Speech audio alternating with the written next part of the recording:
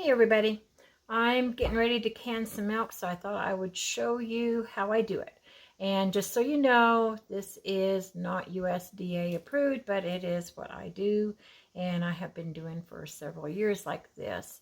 I start off with cold jars, cold milk, and a cold canner. So it's super simple, and the shelf life is about a year. I usually use it up within a year, but I had found some milk on sale at City Market for 99 cents for a half gallon, and I got several of them so I could put them in the canner. I do use it for cooking because well, number one, I don't drink milk anyway, but I don't know how well it would taste. I mean, it probably has that canned milk taste if you were to try and use it for drinking or on cereal or whatever. I do know some people do. I just prefer not to. So let's get at it and I will show you how I do it. So get my camera straightened out here. Whoops, sorry about that, everybody. So, like I say, I start off with cold milk and just pour it straight off into the jars.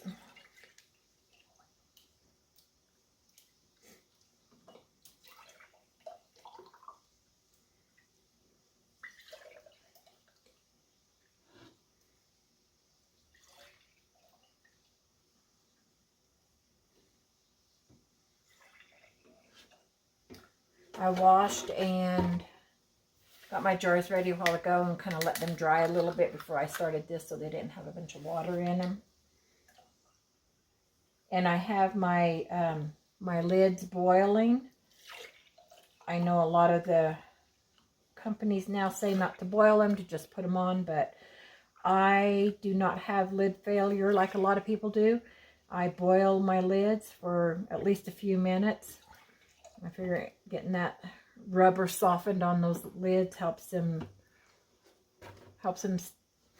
adhere a little bit better. Like I say, I don't have the lid failure that I see a lot of people having. So get these poured up. And that's what I do is I bring them up to pressure. Make a mess. Make a mess better than anyone I know. Anyway, I get the lids on them. I put them in the canner. I bring them up to pressure. For my altitude, I bring them up to 15 pounds of pressure, and then I usually hold it for about 5 minutes, and then I turn it off and let it cool off. And that's all there is to it. It's super simple.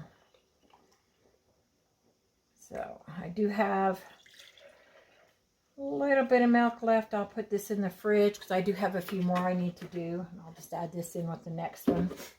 And then I just use a paper towel to wipe off my rings. Or rims, I should say. I know some people like to use vinegar with the milk. I don't know that that would be a really good idea. So just wipe these off really well.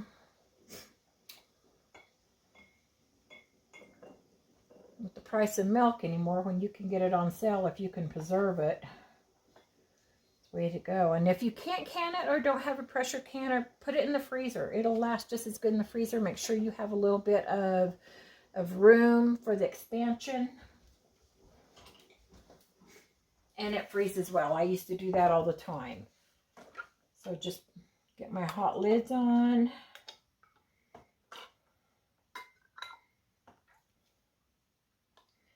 And I'll get the rings on. I'll get it in the pressure canner. And then when it's all done, I will bring you back and show you how they look. Okay, so here's the milk. It got done too late and I was just exhausted, so I just pulled it out of the canner. And anyway, this is how it looks.